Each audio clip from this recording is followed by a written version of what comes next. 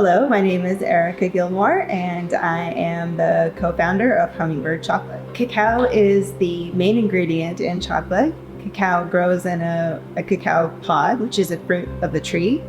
And inside the pod are 40 to 60 cacao beans, which are really the seeds of the fruits. And that's what we use to make chocolate. Cacao trees grow about 20 degrees north and south of the equator. So we get our cacao from a few different places. A lot of it comes from Dominican Republic. We have two different sources in the Dominican Republic. We look for a few things when we're sourcing cacao beans. One is flavor profile. So our cacao has to be delicious and make amazing chocolate. So there's a world of flavor in cacao beans. We have a whole wheel that you can see here in our cafe that demonstrates some of the flavors that you can find. A lot of them are fruity, some of them have floral notes, some of them are a bit more savory.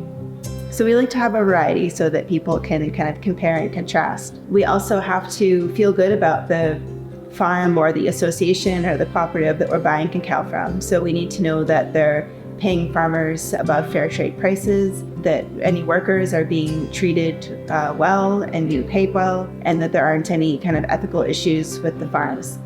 And then another thing we're looking for is consistency. So there is some variation from year to year in cacao, and we expect that and we embrace that because that's one of the things that makes bean to bar craft chocolate, unique from the kind of big guys. There needs to be some consistency and quality. So we understand that there are bad years, and as far as like drought or too much rain or that kind of thing, and we take that in stride. But there has to be some similarity in how it tastes from year to year. So those are kind of the main things that we're looking for whenever we're looking at cacao beans. Drew and I try to visit the cacao farms at least once and then periodically as we can.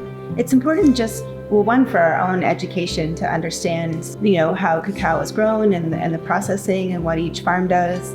And we always learn a lot every time we go. We also have a better appreciation for all of the challenges that the farms and the cooperatives are going through to harvest and do the fermentation and drying of the cacao beans. Secondly, it's just to be able to talk to a variety of farmers and make sure that we're comfortable with how things are being run there. It's also just a lot of fun to go visit cacao farms and get to taste the pulp and learn. So that's why we try to do it. We do pay higher than commodity or fair trade prices for our cacao beans. And there's a few reasons.